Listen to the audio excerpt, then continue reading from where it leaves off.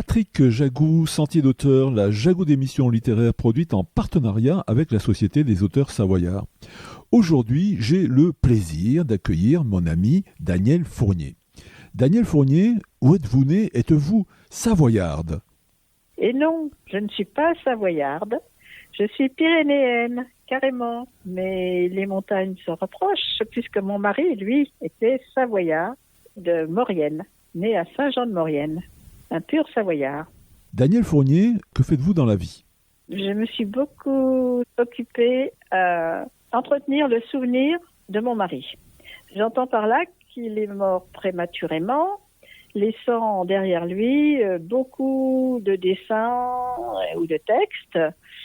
Et voilà, je me suis occupée de les rassembler, de les faire éditer, afin de perpétuer sa mémoire. Je crois que c'est comme ça qu'on dit. Mon mari faisait partie des fondateurs de Charlie Hebdo, anciennement Harakiri Hebdo, dont on fête les 50 ans actuellement.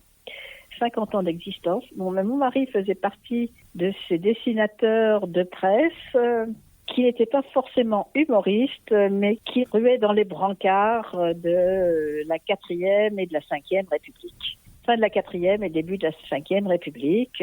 Voilà. Donc, quand on retrace le parcours de ces années-là, on va du général de Gaulle avec mon mari, ça s'est arrêté avec Valéry Giscard d'Estaing, mais on a toute la vie sociale, politique, culturelle de ces années-là qui ont été très riches en événements.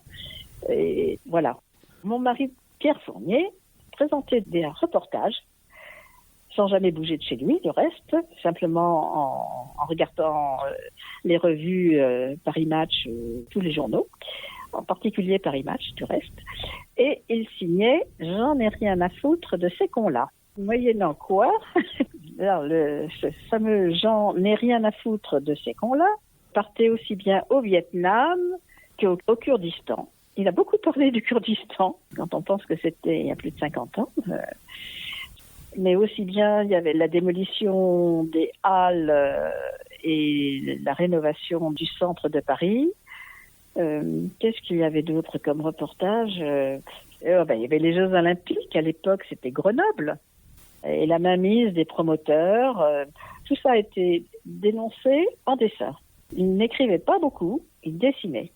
Et puis avec Harakiri Hebdo, et qui a été interdit à la mort du général de Gaulle parce que y a une couverture fameuse qui s'appelait « Balle tragique à Colombey, un mort ».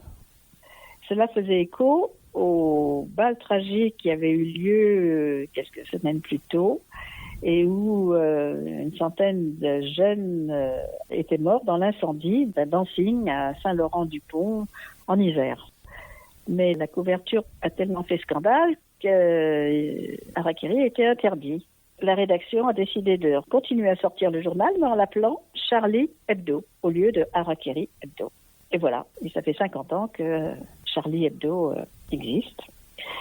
Et dans Charlie Hebdo, du coup, Pierre Fournier s'est mis à parler beaucoup plus d'environnement, de ce qui deviendrait l'écologie. Et là, il a commencé à écrire, et de plus en plus, l'écriture a fini par remplacer le dessin. Au lieu d'une page de dessin, il y avait 2 pages de texte serrées, puis 3 pages, parce que les lecteurs, une partie des lecteurs, a accroché vraiment. Le courrier des lecteurs était énorme. On recevait tous les jours des dizaines de lettres, demandant plus de renseignements, proposant plus de solutions alternatives, voilà. C'était la pleine période des communautés, des jeunes qui partaient à la campagne. C'était le Larzac, c'était la lutte contre l'armée. Charlie Hebdo était le journal où on parlait de tout ça. Voilà. Danielle Fournier, votre époux, Pierre Fournier, qui signait sous son nom de plume « J'en ai rien à foutre de ces cons-là », versait beaucoup dans l'écologie. On peut dire qu'il a fait partie de ceux en France qui ont inventé l'écologie.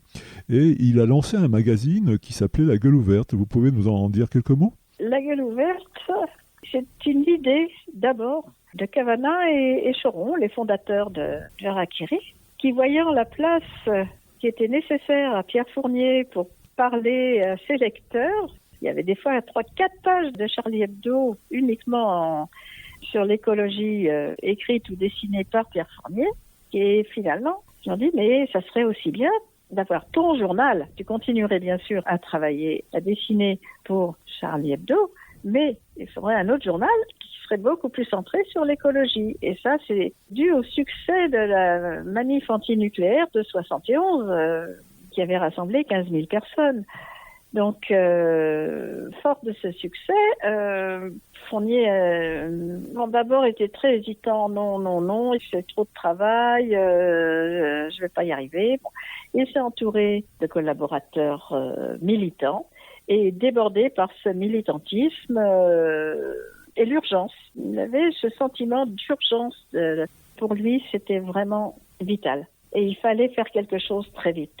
Donc, le journal a été décidé et le premier numéro est sorti au mois de novembre 72. Et Pierre Fournier est mort en février 73, c'est-à-dire qu'il avait eu le temps d'élaborer les 5 premiers numéros avec son équipe, mais il n'a pas vu la sortie du 5e. Voilà. Fournier était fragile, il avait un cœur fragile, il avait été opéré dans sa jeunesse d'un problème cardiaque, une malformation cardiaque qui est une opération banale, paraît-il maintenant, mais enfin à l'époque c'était quand même assez dangereux. Le titre La gueule ouverte, c'est pas Pierre Fournier qui l'a choisi, c'est sans doute Choron. Enfin, il y avait eu tout un brainstorming de l'équipe, mais tout le monde était derrière Pierre Fournier pour son journal. C'était le journal à Fournier. Voilà, c'était comme ça au début. Daniel Fournier, vous venez de sortir un ouvrage qui s'intitule « Bon Dieu, ça fait plaisir de respirer un peu l'air du pays ». Est-ce que vous voulez bien, s'il vous plaît, nous en dire quelques mots ?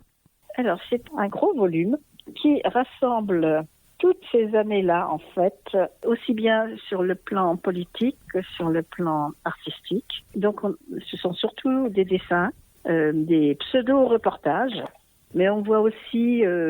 c'est un chapitre qui s'appelle « La vie des gens » et où on voit comment évoluer la société entre 1965, on va dire, et 1975. Enfin non, il est mort en 1973. Aussi bien la jeunesse que le goût du retour à la nature, que les prémices de ce qu'on n'appelait pas encore l'écologie. Dans Charlie Hebdo, chacun avait un petit peu sa spécialité. Et Fournier repérait... le pétrolier qui s'écrasait au fond des océans ou bien les centrales nucléaires qu'on essayait d'implanter. C'était le grand débat sur le nucléaire. Et Pierre Fournier a été celui qui a vraiment rassemblé les jeunes sur cette idée que on peut nous demander notre avis et le centrale nucléaire, à quoi ça sert, est-ce qu'on en a besoin, et toute cette jeunesse qui lisait Charlie Hebdo dans ces années-là l'a suivi. Et c'est pas celui qui a eu les premières manifestations anti-nucléaires en 1971 et contre Fessenheim et Bugey, c'est les centrales dont on discute actuellement la démolition, par exemple. C'était pas seulement une remise en cause des décisions venues d'en haut, c'était le désir de participer à la vie de la société et puis de ne pas prendre pour argent comptant tout ce on voulait nous imposer. On était quand même à l'époque des plans. Et voilà, il y avait toute une jeunesse qui commençait à ruer. Fournier, c'était pas seulement la remise en cause du capitalisme.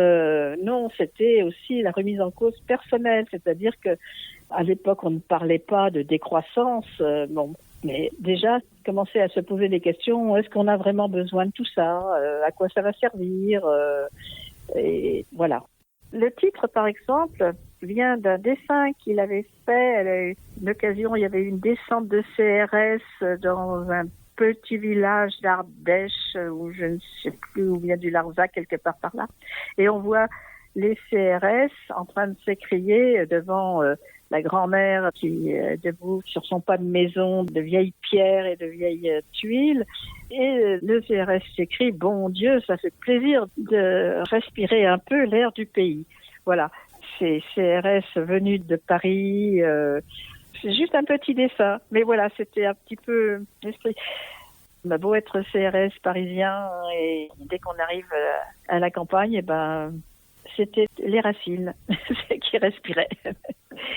Ce recueil est agrémenté de la préface de l'éditeur que je dois souligner quand même parce que Frédéric Pajac, c'est lui qui m'a aidé à choisir les dessins, à les mettre en page, à les valoriser, et à perpétuer cette mémoire de Pierre Fournier qui a vécu si peu de temps que sa mémoire s'est perdue. Pour les écologistes de maintenant, on remonte à René Dumont, mais René Dumont, c'était 74, Pierre Fournier était déjà mort, et l'élan écologique qu'il a impulsé début des années 70, il a été repris ensuite et embrigadé dans les divers mouvements écolos qui ont suivi.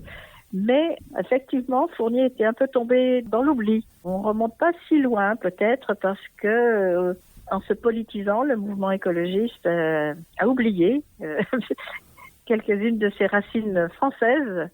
Et Charlie Hebdo, à l'époque, était ce moteur. Ce terreau où Fournier avait trouvé sa place et d'où sont partis tous ces futurs mouvements. Voilà. Chers auditeurs, nous parlions aujourd'hui de l'ouvrage de Daniel Fournier intitulé « Bon Dieu, ça fait plaisir de respirer un peu l'air du pays », publié aux éditions Les Cahiers Dessinés. Daniel Fournier, je vous remercie. Voilà, Sentier d'auteur, c'est fini pour aujourd'hui. Harvey les amis, et à la semaine prochaine si ça vous dit. Merci beaucoup.